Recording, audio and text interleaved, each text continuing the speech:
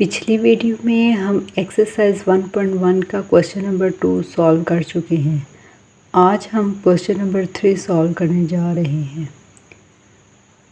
Question number 2 में जो method हमने यूज़ किया है, क्वेश्चन नंबर 3 में भी हम वैसे ही मेथड यूज़ करेंगे। ये क्वेश्चन भी हमें फ्रैक्शन फॉर्म में गिवन है। आइए हम क्वेश्चन पर काम करते हैं। जिस तरह क्वेश्चन नंबर 2 हमें फ्रैक्शन के फॉर्म में गिवन है, उसी तरह क्वेश्चन नंबर 3 भी फ्रैक्शन के फॉर्म में गिवन है। इसको भी बिल्कुल सेम ऐसे ही हम सॉल्व करेंगे। अक्सर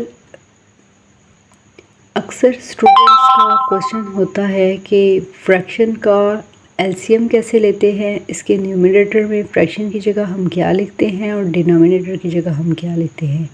आइए मैं आपको सबसे इजी मेथड बताती हूँ जिसमें आपके पास कोई भी फ्रैक्शन में दो वैल्यूज़ आ जाए और आपने उसको ऐड करना है या सब्ट्रैक्ट करना है, आप उसको इजीली सॉल्व कर सकते हैं।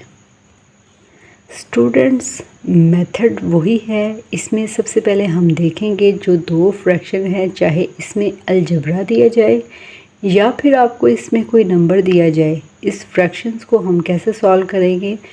हम इन दो फ्रैक्शंस के डिनोमिनेटर को हम देखेंगे। ये दोनों डिनोमिनेटर जो हैं वो एक दूसरे के फैक्टर नहीं हैं। यहाँ पर हमें एलसीएम लेने की ज़रूरत नहीं है। अगर तो ये दोनों एक दूसरे के फैक्टर ना हो, जिस तरह देखें आप 3 और 7 एक दूसरे के फैक्टर नहीं थे, यानी 3 के टेबल पे 7 नहीं आता था। उसी तरह आप देख सकते हैं कि x और x+1 ये दोनों ही एक दूसरे के फैक्टर नहीं हैं। इसका जब हम एलसीएम लेंगे तो ये दोनों अलग अलग नंबर आएंगे, जिस तरह ये 3 और 7 नंबर आए हैं। हम इसको क्या करेंगे, हम एलसीएम में हम इनको मल्टीप्लाई करके लिखेंगे। यहाँ पे लिखेंगे x+1 मल्टीप्लाई x, और जब इनके फ्रैक्शन को हम सॉल्व करेंगे वो भी हम ऐसे ही सॉल्व करेंगे। पहली फ्रैक्शन को लिखेंगे x+1 और इसको हम मल्टीप्लाई करेंगे एलसीएम वाली वैल्यू से, x+1 इंटू x+1 और x+1 कैंसिल हो जाएगी। बाकी x और x जब मल्टीप्लाई होंगे तो ये आ जाएगा x²। यहाँ जो फर्स्ट फ्रैक्शन की वैल्यू हमने सॉल्व की है, इसकी जगह हम लिखेंगे, क्या लिखेंगे हम, x²। उसके बाद जो इन दो फ्रैक्शन के दरमियान साइन होता है, उस साइन को हम पुट करेंगे। उसी तरह दूसरी फ्रैक्शन पे भी हम बिल्कुल सेम ऐसे ही काम करेंगे। x+1 डिवाइडेड बाय x, इस वैल्यू को भी हमने इस एलसीएम वाली वैल्यू से मल्टीप्लाई करना है। मल्टीप्लाई हम करते हैं, हमारे पास एलसीएम वाली वैल्यू है x+1 इंटू x। ये x और ऊपर न्यूमरेटर में से एक x कट हो जाएंगे। बाकी हमारे पास क्या आया है, x+1 प्लस x+1 का स्क्वायर इज इक्वल टू 6।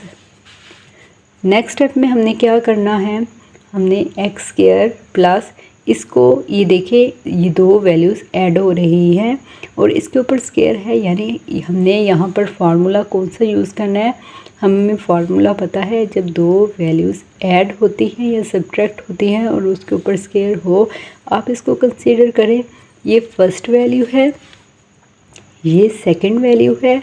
तो इसका जो फार्मूला है, फार्मूला क्या है, फर्स्ट वैल्यू का square plus 2 first value, then multiply with second value and then second value का स्क्वायर। अब हमने ये वैल्यूज़ जो हैं ऐसे ही यहाँ पर डायरेक्ट पुट करेंगे, x² प्लस 2 को फर्स्ट और सेकंड दोनों वैल्यू से मल्टीप्लाई करें तो x प्लस फिर 1 का स्क्वायर आ जाएगा 1 divided by x² plus x। इस x को इससे भी मल्टीप्लाई किया और फिर 1 से भी मल्टीप्लाई किया और इक्वल के बाद जो 6 वैल्यू थी उसको हमने एज इट इज़ लिखा है। नेक्स्ट स्टेप में हम क्या करेंगे, हम इनमें ये जो एक जैसे एक्सपोनेंट वाले वेरिएबल हैं उनको हम ऐड करेंगे और डिवाइड के नीचे जो वैल्यू है उसको इक्वल के दूसरी साइड पर हम क्या करेंगे, मल्टीप्लाई। क्योंकि ये मैथ का रूल है, जब एक वैल्यू फ्रैक्शन में हो यानी डिवाइड हो रही हो तो डिनोमिनेटर जो न्यूमरेटर के साथ डिवाइड हो रहा है, जब इक्वल के दूसरे साइड पर हम शिफ्ट करेंगे तो जो वैल्यूज़ होंगी उसके साथ ये मल्टीप्लाई हो जाएगा। इसको हम कैसे करेंगे, x square plus 2x plus 1 is equal to 6 multiply x square plus x.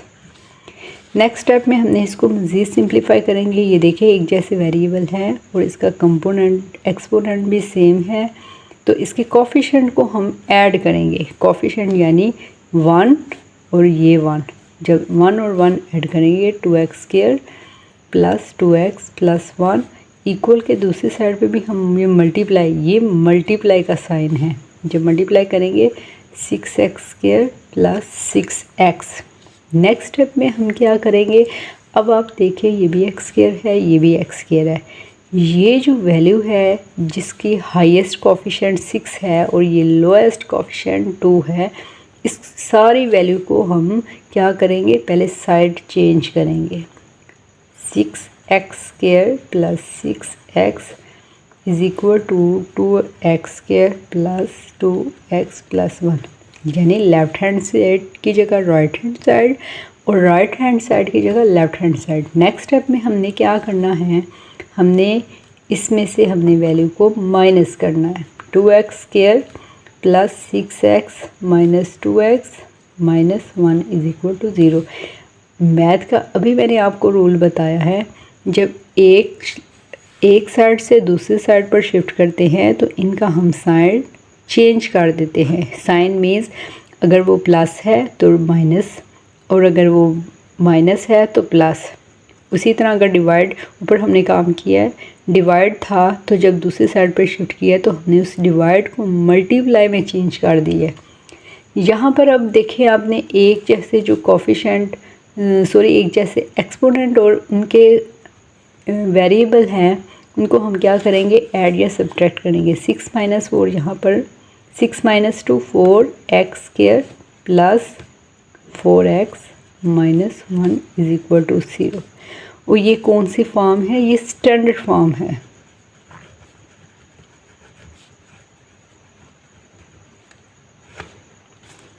और यही हमारा आंसर है।